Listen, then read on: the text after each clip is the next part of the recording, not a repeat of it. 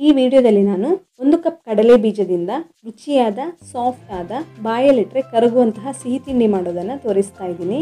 ಈ ಸಿಹಿಯನ್ನು ಮಾಡಲಿಕ್ಕೆ ಹೆಚ್ಚು ಸಮಯ ಹಾಗೆ ಸಾಮಗ್ರಿಗಳ ಅವಶ್ಯಕತೆ ಇರಲ್ಲ. ಸ್ವೀಟ್ ತಿನ್ನೋದಕ್ಕೆ ಮನಸ್ಸಾದಾಗ ಕ್ವಿಕ್ಕಾಗಿ ಇದನ್ನು ಮಾಡ್ಕೊಳ್ಬೋದು. ಬನ್ನಿ ಇದನ್ನು ಹೇಗೆ ಮಾಡೋದು ಹಾಗೆ ಏನೆಲ್ಲ ಸಾಮಗ್ರಿಗಳು ಬೇಕಾಗುತ್ತೆ ಅಂತ ನೋಡೋಣ. ಹಲೋ ಫ್ರೆಂಡ್ಸ್, ನಮಸ್ತೆ. ಶ್ರೀ ಮ್ಯಾಜಿಕ್ ಕಿಚನ್ಗೆ ಸುಸ್ವಾಗತ.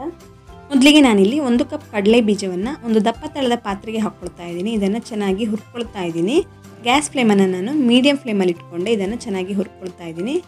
ಕಡಲೆ ಬೀಜದ ಮೇಲ್ಗಡೆ ಈ ರೀತಿ ಸ್ಪಾಟ್ ಬರಲಿಕ್ಕೆ ಸ್ಟಾರ್ಟ್ ಆಗಬೇಕು, ಕಾಣಿಸ್ತಿರ್ಬೋದು. ಈ ರೀತಿ ಬಂದ ನಂತರ ಗ್ಯಾಸ್ ಫ್ಲೇಮನ್ನು ಆಫ್ ಮಾಡಿಕೊಂಡು ಸ್ವಲ್ಪ ತಣ್ಣಗಾಗಲಿಕ್ಕೆ ಇಡ್ತಾ ಇದ್ದೀನಿ. ತಣ್ಣಗಾದ ನಂತರ ಇದರ ಮೇಲ್ಗಡೆ ಇರುವಂತಹ ಸಿಪ್ಪೆಯನ್ನು ತಗೊಳ್ತಾ ಇದ್ದೀನಿ. ಈ ರೀತಿ ಚೆನ್ನಾಗಿ ಕೈಯಲ್ಲಿ ತೆಗೆದುಕೊಳ್ತಾ ಇದ್ದೀನಿ. ಸಿಪ್ಪೆನೆಲ್ಲ ಎಲ್ಲವನ್ನು ತೆಗೆದಿಟ್ಕೊಂಡಿದ್ದಾಗಿದೆ. ಇದನ್ನು ಹಾಗೆ ಸೈಡಲ್ಲಿ ಇಟ್ಕೊಂಡಿರ್ತೀನಿ. ಈಗ ನಾನೊಂದು ಮಿಕ್ಸಿ ಜಾರಿಗೆ ಒಂದು 10 ಗೋಡಂಬಿಯನ್ನು ಹಾಕ್ಕೊಳ್ತಾ ಇದ್ದೀನಿ. ಹಾಗೆ 10 ಬಾದಾಮನ್ನು ಕೂಡ ಸೇರಿಸ್ಕೊಳ್ತಾ ಇದ್ದೀನಿ. ಜಾಸ್ತಿ ಕೂಡ ಹಾಕ್ಕೊಳ್ಬೋದು ನೀವು. ಹಾಗೆ ಇದಕ್ಕೆ ನಾನು 2 ಏಲಕ್ಕಿಯನ್ನು ಹಾಕ್ಕೊಳ್ತಾ ಇದ್ದೀನಿ. ಬೀಜವನ್ನು ಮಾತ್ರ ಹಾಕ್ಕೊಂಡೆ. ಹಾಗೆ ಅರ್ಧ ಕಪ್ ಆಗೋಷ್ಟು ಸಕ್ಕರೆನ ಹಾಕ್ಕೊಂಡು ಪೌಡ್ರ್ ಮಾಡ್ಕೊಂಡಿದ್ದೀನಿ. ಕಾಣಿಸ್ತಿರ್ಬೋದು, ನಯವಾಗಿರುವಂತಹ ಒಂದು ಪೌಡ್ರನ್ನ ರೆಡಿ ಮಾಡ್ಕೊಂಡಿದ್ದೀನಿ. ಇದನ್ನು ಈಗ ನಾನು ಒಂದು ಮಿಕ್ಸಿಂಗ್ ಬೌಲ್ಗೆ ಹಾಕ್ಕೊಳ್ತಾ ಇದ್ದೀನಿ. ಹಾಗೆ ಮೊದಲಿಗೆ ರೆಡಿ ಮಾಡ್ಕೊಂಡಿರುವಂತಹ ಕಡಲೆ ಬೀಜವನ್ನು ಅದೇ ಮಿಕ್ಸಿ ಜಾರಿಗೆ ಹಾಕ್ಕೊಂಡು ಪೌಡ್ರ್ ಮಾಡ್ಕೊಂಡಿದ್ದೀನಿ. ಈ ಪೌಡ್ರನ್ನ ಕೂಡ ಹಾಗೆ ಮಿಕ್ಸಿಂಗ್ ಬೌಲ್ಗೆ ಸೇರಿಸ್ಕೊಳ್ತಾ ಇದ್ದೀನಿ. ನಂತರ ಇದಕ್ಕೆ ನಾನು ಸುಮಾರು ಅರ್ಧ ಕಪ್ ಆಗೋಷ್ಟು ಕೊಕೊನಟ್ ಪೌಡ್ರನ್ನ ಸೇರಿಸ್ಕೊಂಡೆ. ಹಾಗೆ ಅರ್ಧ ಕಪ್ ಆಗೋಷ್ಟು ಹಾಲಿನ ಪುಡಿನ ಕೂಡ ಹಾಕ್ಕೊಂಡಿದ್ದೀನಿ. ಇವಿಷ್ಟನ್ನು ನಾನು ಚೆನ್ನಾಗಿ ಮಿಕ್ಸ್ ಮಾಡ್ಕೊಳ್ತಾ ಇದ್ದೀನಿ. ಹಾಲಿನ ಪುಡಿ ಹಾಗೂ ಕೊಕೊನಟ್ ಪೌಡ್ರ್ನ ಮಿಶ್ರಣವನ್ನು ನೀವು ಇನ್ನೂ ಜಾಸ್ತಿ ಹಾಕ್ಕೊಳ್ಬೋದು. ನಾನೀಗ ಇದಕ್ಕೆ ಹಾಲನ್ನು ಸೇರಿಸ್ಕೊಳ್ತಾ ಇದ್ದೀನಿ. ಹಾಲಿನ ಕೆನೆ ಕೂಡ ಹಾಕ್ಕೊಳ್ಬೋದು ಹಾಲು ಬದಲಿಗೆ. ನೋಡಿ, ಈಗ ಇದನ್ನು ಚೆನ್ನಾಗಿ ಮಿಕ್ಸ್ ಮಾಡ್ಕೊಳ್ತಾ ಇದ್ದೀನಿ. ಕೈಯಲ್ಲೇ ಚೆನ್ನಾಗಿ ಬೈಂಡ್ ಆಗಬೇಕು.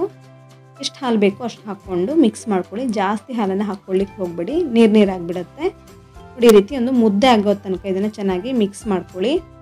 ಮಾಡ್ಕೊಂಡಂತಹ ಈ ಮಿಶ್ರಣ ನೀರಾಗಿದ್ದರೆ ಸ್ವಲ್ಪ ಕೊಕೊನಟ್ ಪೌಡ್ರನ್ನ ಹಾಕ್ಕೊಂಡು ಸ್ವಲ್ಪ ಗಟ್ಟಿ ಮಾಡ್ಕೊಳ್ಬೋದು. ಈಗ ನಾನೊಂದು ಪ್ಲಾಸ್ಟಿಕ್ ಡಬ್ಬಿ ತೊಗೊಂಡಿದ್ದೀನಿ. ನೋಡಿ, ಈ ರೀತಿ ಇದಕ್ಕೆ ನಾನು ಬಟರ್ ಪೇಪರನ್ನು ಈ ರೀತಿ ಇಟ್ಕೊಳ್ತಾ ಇದ್ದೀನಿ. ಮೇಲ್ಗಡೆ ನಾನು ಎಣ್ಣೆನ ಸವರ್ಕೊಳ್ತಾ ಇದ್ದೀನಿ. ಎಣ್ಣೆ ಅಥವಾ ತುಪ್ಪ ಎರಡೂ ಕೂಡ ಸವರ್ಕೊಳ್ಬೋದು. ಈಗ ಇದನ್ನು ಹಾಕ್ಕೊಳ್ತಾ ಇದ್ದೀನಿ, ರೆಡಿ ಮಾಡ್ಕೊಂಡಂತಹ ಮಿಶ್ರಣವನ್ನು. ಈಗ ಇದನ್ನು ನಾನು ಸೆಟ್ ಮಾಡ್ಕೊಳ್ತಾ ಇದ್ದೀನಿ. ನೋಡಿ, ಈ ರೀತಿ ಸ್ಪೂನಿನ ಹಿಂಭಾಗದಲ್ಲಿ ಇದನ್ನು ಚೆನ್ನಾಗಿ ಪ್ರೆಸ್ ಮಾಡ್ಕೊಳ್ತಾ ಸೆಟ್ ಮಾಡ್ಕೊಳ್ತಾ ಇದ್ದೀನಿ. ಕೈಯಲ್ಲಿ ಕೂಡ ಮಾಡ್ಕೊಳ್ಬೋದು. ನೋಡಿ, ಈ ರೀತಿ ನಯವಾಗಿ ಪ್ರೆಸ್ ಮಾಡ್ಕೊಳ್ಳಿ. ಚೆನ್ನಾಗಿ ಸೆಟ್ ಮಾಡ್ಕೊಳ್ಬೇಕಾಗತ್ತೆ ಸ್ಪೂನಿನ ಸಹಾಯದಿಂದ. ಇದನ್ನು ಈಗ ಹಾಗೆ ನಾನು ಸೆಟ್ ಆಗೋದಕ್ಕೆ ಇಡ್ತಾ ಇದ್ದೀನಿ. 5 ರಿಂದ 10 ನಿಮಿಷ ಫ್ರಿಜ್ಜಲ್ಲಿ ಇಟ್ಟು ಕೂಡ ಇದನ್ನು ಸೆಟ್ ಮಾಡ್ಕೊಳ್ಬೋದು, ಅಥವಾ ಒಂದು ಅರ್ಧ ಗಂಟೆ ಹೊತ್ತು ಹೊರಗಡೆ ಇಟ್ಟು ಕೂಡ ಇದನ್ನು ಸೆಟ್ ಮಾಡ್ಕೊಳ್ಬೋದು. ಇದನ್ನು ಹಾಗೆ ನಾನು ಸೆಟ್ ಮಾಡೋದಕ್ಕೆ ಇಟ್ಕೊಂಡಿರ್ತೀನಿ. ನೋಡಿ, ಒಂದು 10 ನಿಮಿಷ ನಾನು ಫ್ರಿಜ್ಜಲ್ಲಿ ಇಟ್ಟಿದ್ದೆ. 10 ನಿಮಿಷ ಆಗಿದೆ. ಇದನ್ನು ನಾನು ಓಪನ್ ಮಾಡ್ತಾ ಇದ್ದೀನಿ ಸೈಡಲ್ಲೆಲ್ಲ. ನಂತರ ಒಂದು ಪ್ಲೇಟಿಗೆ ಹಾಕ್ಕೊಳ್ತಾ ಇದ್ದೀನಿ. ಉಲ್ಟಾ ಕ್ಲೀನಾಗಿ ತೆಗಿಬೋದು. ಬಟರ್ ಪೇಪರನ್ನು ಕಾಣಿಸ್ತಿರ್ಬೋದು, ಒಂಚೂರು ಅಂಟ್ಕೊಂಡಿಲ್ಲ. ಇದನ್ನು ನಾನು ಕಟ್ ಮಾಡ್ಕೊಳ್ತಾ ಇದ್ದೀನಿ. ಯಾವ ಶೇಪಲ್ಲಿ ಬೇಕಾದರೂ ಕಟ್ ಮಾಡ್ಕೊಳ್ಬೋದು. ನಾನು ಸ್ಕ್ವೇರ್ ಶೇಪಲ್ಲಿ ಇದನ್ನು ಕಟ್ ಮಾಡ್ಕೊಳ್ತಾ ಇದ್ದೀನಿ. ತುಂಬ ಸಾಫ್ಟಾಗಿರುತ್ತೆ, ಕಟ್ ಮಾಡ್ಕೊಳ್ಳೋದಕ್ಕೂ ಏನು ತೊಂದರೆ ಆಗಲ್ಲ. ನೋಡಿ, ಕಾಣಿಸ್ತಿರ್ಬೋದು. ತುಂಬಾ ರುಚಿಯಾಗಿರುತ್ತೆ ತಿನ್ನೋದಕ್ಕೂ. ಹಾಗೆ ಕ್ವಿಕ್ಕಾಗಿ ಇದನ್ನು ಮಾಡ್ಕೊಳ್ಬೋದು.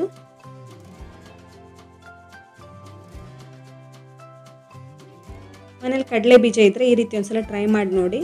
ಮಕ್ಕಳಂತೂ ತುಂಬ ಇಷ್ಟಪಡ್ತಾರೆ. ಮಕ್ಕಳಂತಲ್ಲ, ಎಲ್ರಿಗೂ ಇಷ್ಟ ಆಗುತ್ತೆ.